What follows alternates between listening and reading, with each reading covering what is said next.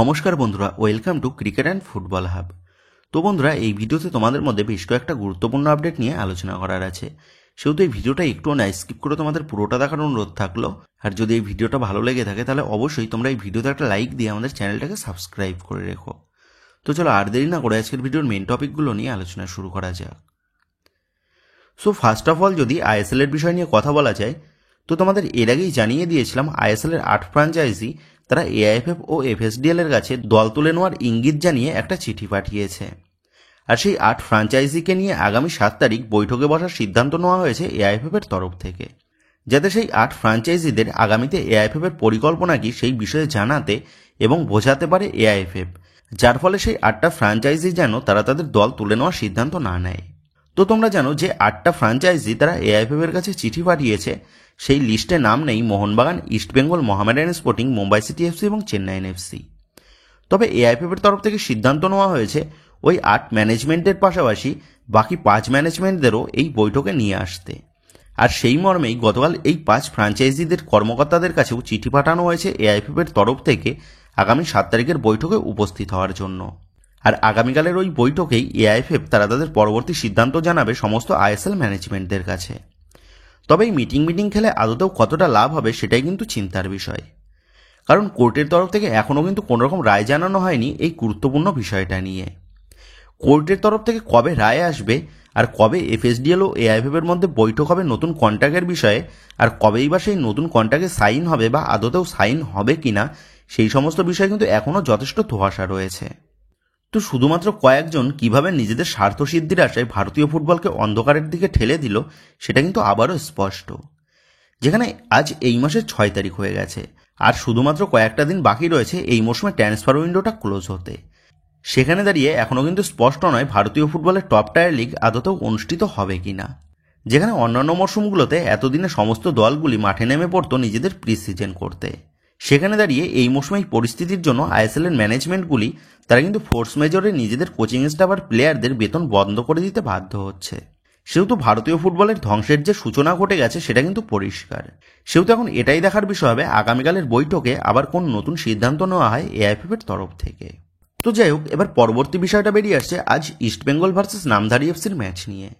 প্রথম ম্যাচে সাউথ ইউনাইটেডের বিরুদ্ধে একটা বড় ব্যবধানে জয় পেয়ে আজ ইস্টবেঙ্গল দল সন্ধ্যে 7টা থেকে বিবেকানন্দ যুবভারতী ক্রীড়াঙ্গন স্টেডিয়ামে মুখোমুখি হতে চলেছে নামধারী এফসির বিরুদ্ধে। গ্রুপ এ থেকে ইস্টবেঙ্গল এবং নামধারী এই দুটি দলই কিন্তু কার্যত শক্তিশালী দল। সেহেতু আজকের এই ম্যাচটাতে আমরা যে একটা বেশ ফাইট দেখতে পেতে চলেছি সেটা কিন্তু স্পষ্ট। একদিকে ইস্টবেঙ্গল তারা প্রথম ম্যাচে বড় ব্যবধানে জয় পেয়ে পরবর্তী ম্যাচগুলো থেকেও জয় ছিনিয়ে নিয়ে গ্রুপ টপ করে পরবর্তী রাউন্ডে যাওয়ার জন্য আজ মাঠে নামতে চলেছে। অপরদিক দিয়ে নামধারী তারা তাদের গত 2 ম্যাচেই জয় পেয়ে আজ তারা শেষ ম্যাচে ইস্টবেঙ্গলের বিরুদ্ধে বাজিমাত করে গ্রুপ টপ করার জন্য তারাও কিন্তু মাঠে নামবে। সেহেতু আজ যে আমরা একটা দুর্দান্ত ম্যাচ দেখতে পেতে চলেছি সন্ধ্যে 7টা থেকে সেটা বলাই যায়।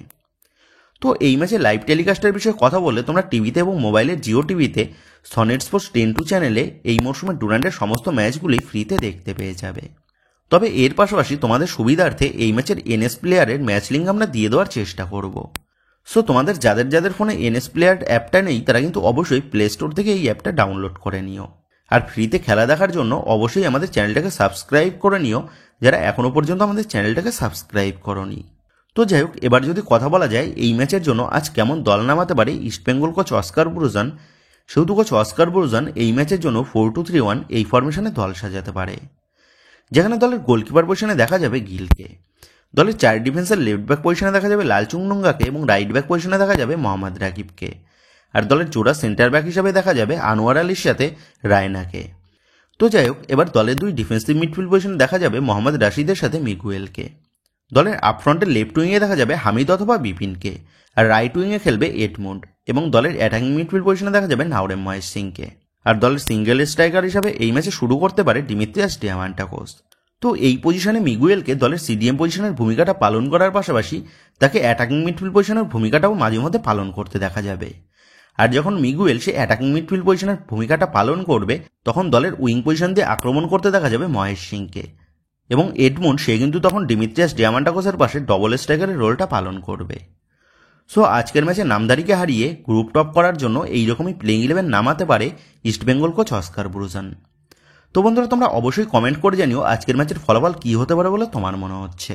এই বিষয়ে তোমাদের মতামতটা অবশ্যই কিন্তু এই ভিডিওতে কমেন্ট করে জানিয়ে দিও। তো যাই হোক, এবার পরবর্তী আপডেটটা বেরিয়ে আসে 22 বছর বয়সী ইস্টবেঙ্গল দলের ভারতীয় লেফট মিডফিল্ড পজিশনের প্লেয়ার সায়ন ব্যানার্জিকে নিয়ে। যে সায়ন সে গত মরশুমগুলোতে ইস্টবেঙ্গলের তরুণ দলের হয়ে দুর্দান্ত নজরকাড়া পারফরমেন্স করে ইস্টবেঙ্গলের সিনিয়র দলে নিজের দরজাটা খুলে নিয়েছে এবং ইস্টবেঙ্গলের জুনিয়র দলে গুরুত্বপূর্ণ ভূমিকা পালন করার পাশাপাশি ইস্টবেঙ্গলের সিনিয়র দলেও বেশ কিছু ম্যাচে নিজের জাত চিনিয়েছে এই তরুণ বাঙালি মিডফিল্ডার সায়ন ব্যানার্জি। তবে বর্তমানে দাঁড়িয়ে যেমনটা আপডেট জানা গেছে, এই সায়নকে দলে নিতে আইএসএলের বেশ কিছু ম্যানেজমেন্ট তারা আসরে নেমে পড়েছে, যাদের মধ্যে ফরেন টেসে রয়েছে পাঞ্জাব এফসি ম্যানেজমেন্ট। সেহেতু এই সায়নকে আগামীতেও ইস্টবেঙ্গল ম্যানেজমেন্ট নিজেদের দলে ধরে রাখে নাকি ছেড়ে দেয় সেটাই কিন্তু দেখার বিষয় হবে। তো এই সায়নের বিষয়ে আগামীতে নতুন কোনো আপডেট বেরিয়ে আসলে অবশ্যই তোমাদের জানিয়ে দেবো।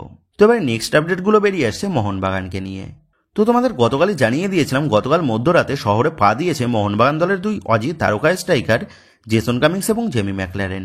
আর গতকালই এই দুজনেই অনুশীলনে যোগ দিতে পারে সেটাও তোমাদের জানিয়েছিলাম। আর ঠিক সেই মতনভাবেই গতকাল বিকেলেই অনুশীলনে যোগ দিতে দেখা গেল জেসন কামিংস এবং জেমি ম্যাকলারেনকে, এবং অনুশীলনে এই দুই অজি তারকাকেই বেশ জনমনে দেখা গেছে। এবং যেমনটা খবর, আগামী 9 তারিখের ম্যাচে জেসন কামিংস এবং জেমি ম্যাকলারেন দুজনকেই মাঠে দেখতে পাওয়ার সম্ভাবনাটা প্রবল। সেহেতু ডায়মন্ড হারবার এফসি ম্যাচের আগে কোচ হোসে মলিনার হাতে যে স্ট্রাইকার পজিশনে অপশানটা দ্বিগুণ হয়ে গেল সেটা বলাই যায়, যেটা কিন্তু এই আগামী 9 তারিখের গুরুত্বপূর্ণ ম্যাচের আগে একটা বাড়তি স্বস্তি জাগাবে সকল সবুজ মেরুন সমর্থকদের মনের মধ্যে, সেটা স্পষ্ট। তো এবার কথা হচ্ছে, দলের দুই তারকা স্ট্রাইকার তো শহরে চলে এলো, কিন্তু মোহনবাগান সমর্থকদের নয়নের মণি বিদেশি সেই দিমিত্রি পেট্রাটস সে কবে শহরে পা দিচ্ছে? আর এই বিষয়টা জানার জন্য তোমরা অনেকেই আমাদের সোশ্যাল মিডিয়াতে এসএমএস করেছো। তো এই বিষয়ে তোমাদের সকলকেই জানিয়ে রাখি, আগামী 8 তারিখ রাত 12:45 ফ্লাইটে কলকাতায় পা দিতে চলেছে মোহনবাগান জনতার হার্ট থ্রুপ ডেমিগড। এবং মোহনবাগান দল তারা ডুরান্ড কাপের পরবর্তী রাউন্ডের জন্য কোয়ালিফাই করলে পরবর্তী রাউন্ডের থেকে দিমিত্রি পেট্রাটসকে আমরা কিন্তু মোহনবাগান জার্সিতে মাঠে দেখতে পেতে চলেছি, যেটা কিন্তু এই মুহূর্তে দাঁড়িয়ে সকল দিমিত্রি পেট্রাটস ভক্তদের জন্য বড় একটা সুখবর, সেটা বলাই যায়। তো যাই হোক, এবার নেক্সট আপডেটগুলো নিয়ে আলোচনা করার আগে তোমাদের কাছে একটাই অনুরোধ থাকলো, তোমরা যারা যারা আমাদের এই ভিডিওটা দেখছো কিন্তু এখনও পর্যন্ত আমাদের ভিডিওতে একটা লাইক করোনি বা লাইক করতে ভুলে গেছো, তারা অবশ্যই আমাদের এই ভিডিওতে একটা লাইক করে দিও। আর রোজ রোজ এরকম লেটেস্ট আপডেটগুলো সবার আগে পাওয়ার জন্য তোমরা যারা যারা এখনও পর্যন্ত আমাদের চ্যানেলটাকে সাবস্ক্রাইব করোনি তারা অবশ্যই আমাদের এই চ্যানেলটাকে সাবস্ক্রাইব করে দিও সমস্ত রকম লেটেস্ট আপডেটের সাথে সর্বপ্রথম আপডেটেড থাকতে।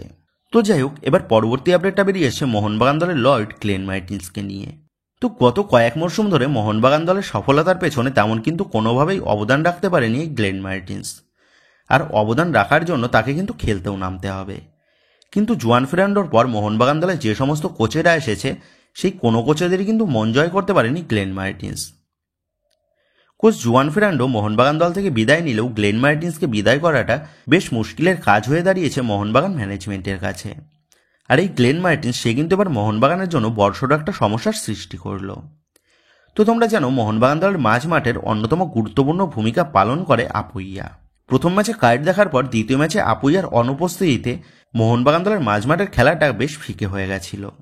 তবে এক ম্যাচ সাসপেন্ড থেকে ডায়মন্ড হারবার এফসি ম্যাচে আবারও মাঠে ফেরার কথা ছিল আপুইয়ার। তবে বর্তমানে দাঁড়িয়ে যেমনটা আপডেট, আগামী ডায়মন্ড হারবার এফসি ম্যাচে আপুইয়ার ফেরার সম্ভাবনাটা কিন্তু খুবই কম, কারণ গতকালের অনুশীলনে গ্লেন মার্টিন্সের সাথে সংঘর্ষে চোটের কবলে পড়ে আপুইয়া, এবং চোট পাওয়ার পর আপুইয়াকে দেখা গেছে খুঁড়িয়ে খুঁড়িয়ে মাঠ ছাড়তে। যেখানে আর 2 দিন পর ডায়মন্ড হারবার এফসির মতন গুরুত্বপূর্ণ ম্যাচ রয়েছে মোহনবাগান দলের, সেখানে দাঁড়িয়ে চোটের কারণে আপুইয়া যদি এই ম্যাচেও অনুপস্থিত থাকে তাহলে কিন্তু এটা যে মোহনবাগান দলের মাঝমাঠের জন্য একটা বড় ধাক্কা হতে পারে সেটা বলাই যায়। আর আপুইয়ার পাশাপাশি আগামী ডায়মন্ড হারবার এফসি ম্যাচে অনুপস্থিত থাকতে চলেছে মোহনবাগান দলের তরুণ ভারতীয় ভরসাযোগ্য সেন্টার ব্যাক পজিশনের প্লেয়ার দীপেন্দু বিশ্বাস, কারণ গত 2 ম্যাচেই হলুদ কার্ড কনসিড করেছে দীপেন্দু। সেহেতু আগামী ডায়মন্ড হারবার এফসি ম্যাচে দীপেন্দুর কিন্তু সাসপেন্ড থাকতে চলেছে।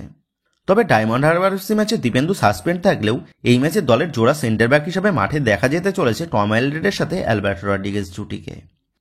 আর এই জুটি গত মৌসুমে মোহনবাগান দলের ডিফেন্স লাইনের অন্যতম ভরসা হয়ে দাঁড়িয়েছিল। সেহেতু আগামী ডায়মন্ড হারবার এফসি ম্যাচেও যে মোহনবাগান দলের ডিফেন্স লাইনকে চীনের পাঁচিলে পরিণত করতে আমরা আরও একবার টম অ্যালড্রেড এবং অ্যালবার্টো রড্রিগেজ জুটিকে দেখতে পেতে চলেছি।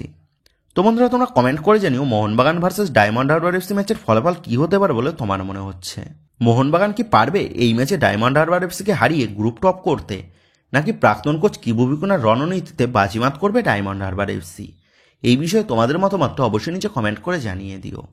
তো বন্ধুরা, এই ভিডিওতে এই আপডেট কটা নিয়েই তোমাদের মধ্যে আলোচনা করার ছিল। তো আশা করি ভিডিওটা তোমাদের ভালো লেগেছে। তো যদি ভিডিওটা ভালো লেগে থাকে তাহলে ভিডিওতে লাইক দিয়ে চ্যানেল সাবস্ক্রাইব করে পাশে থাকা বেল আইকনটা অবশ্যই প্রেস করে দিও। আর তোমরা যারা এখনও পর্যন্ত আমাদের সোশ্যাল মিডিয়া পেজের সাথে যুক্ত হওনি তারা অবশ্যই নিচে ডিসক্রিপশন বক্সের লিঙ্ক থেকে আমাদের সোশ্যাল মিডিয়া পেজের সাথে যুক্ত হয়ে যেও। কারণ এখন কিন্তু সমস্ত রকমের লেটেস্ট আপডেটগুলো সবার আগে আমাদের সোশ্যাল মিডিয়া পেজে পোস্ট করা হয়। আর তোমরা এখন ফেসবুক এবং ইনস্টাগ্রামে গিয়ে তোমরা আমাদের এই চ্যানেল নামকে সার্চ করলেও তোমরা কিন্তু আমাদের ফেসবুক এবং ইনস্টাগ্রাম পেজটাও খুঁজে পেয়ে যাবে। সেক্ষেত্রে তোমার প্রিয় দলের সমস্ত রকম লেটেস্ট আপডেট সবার আগে জানার জন্য এবং আমার সাথে সরাসরি যে কোনো বিষয়ে কথা বলার জন্য তোমরা অবশ্যই আমাদের সোশ্যাল মিডিয়া পেজের সাথে যুক্ত হয়ে যেও।